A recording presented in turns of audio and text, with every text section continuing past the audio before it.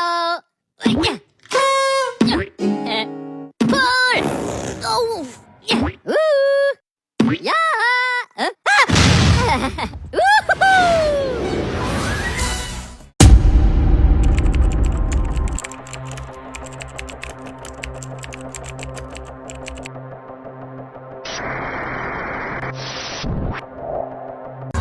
I'm always on your left.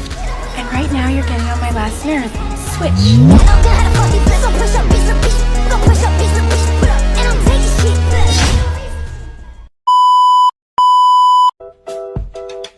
Mengidentifikasi informasi penting dalam teks editorial.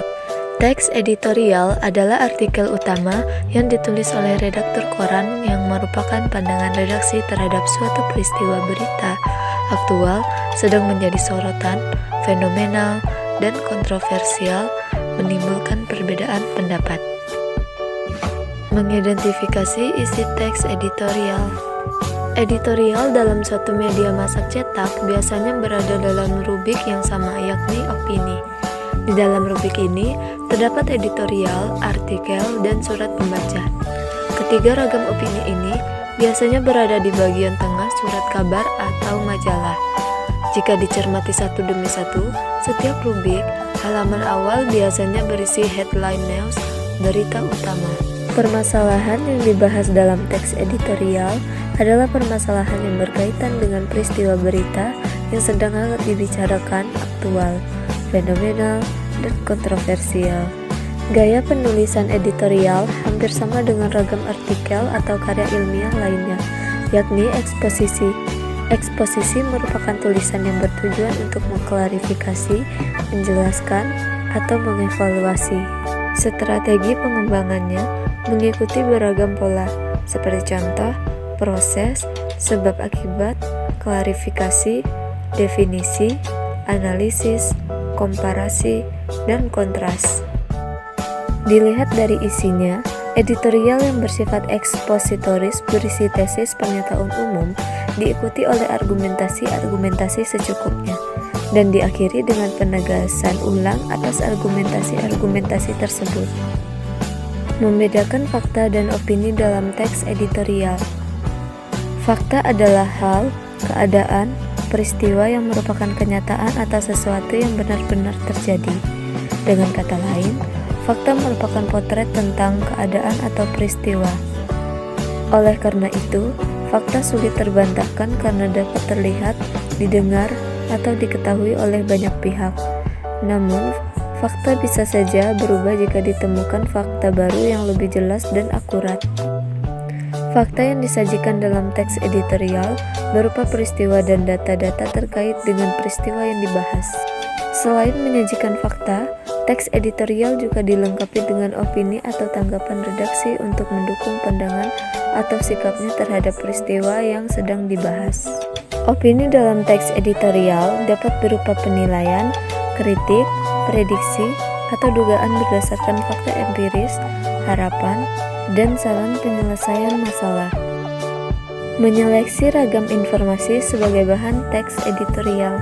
Penulis teks editorial akan memulainya dengan cara mendata peristiwa-peristiwa yang berkembang di masyarakat.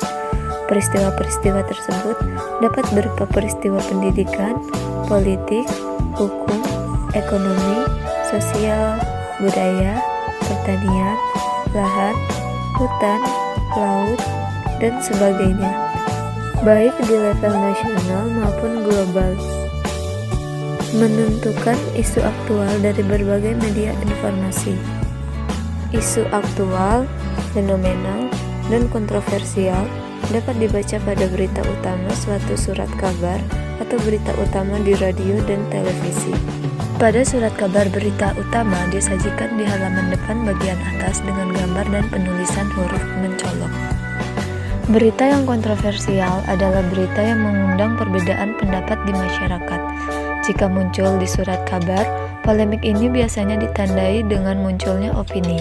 Di televisi atau radio, polemik muncul dalam bentuk diskusi, debat, atau konferensi. Menyampaikan pendapat disertai argumen pendukung. Kegiatan mengidentifikasi isu aktual yang sudah dilakukan menjadi dasar bagi redaktur untuk menulis teks editorial atau opini dalam bentuk artikel bagi pengamat. Dalam teks eksposisi, hal tersebut baru sebatas pernyataan umum atau tesis. Redaktur atau penulis harus mendalaminya dengan melakukan cek silang melalui berbagai strategi, baik wawancara dengan tokoh kompeten atau melihat data dari berbagai sumber. Sudut pandang yang dapat digunakan harus diupayakan beragam agar analisisnya lengkap. Menganalisis struktur dan kebahasaan teks editorial. Editorial termasuk ke dalam jenis teks eksposisi, seperti halnya ulasan dan teks-teks sejenis diskusi. Dengan demikian, struktur umum dari teks editorial meliputi 1. Pengenalan isu. Pengenalan isu merupakan bagian pendahuluan teks editorial. Fungsinya adalah mengenalkan isu atau permasalahan yang akan dibahas dalam bagian berikutnya. Pada bagian pengenalan isu disajikan peristiwa persoalan aktual, fenomenal, dan kontroversial. 2. Penyampaian pendapat atau argumen. Bagian ini merupakan bagian pembahasan yang berisi tanggapan redaksi terhadap isu yang sudah diperkenalkan sebelumnya. 3. Penegasan. Penegasan dalam teks editorial berupa simpulan saran atau rekomendasi. Di dalamnya juga terselip harapan redaksi kepada para pihak terkait dalam menghadapi atau mengatasi persoalan yang terjadi dalam isu tersebut. Menganalisis kaidah kebahasaan teks editorial. Kaidah kebahasaan teks editorial tergolong ke dalam kaidah kebahasaan yang berciri bahasa jurnalistik. Berikut ini ciri-ciri dari bahasa jurnalistik teks editorial. 1. Penggunaan kalimat retoris.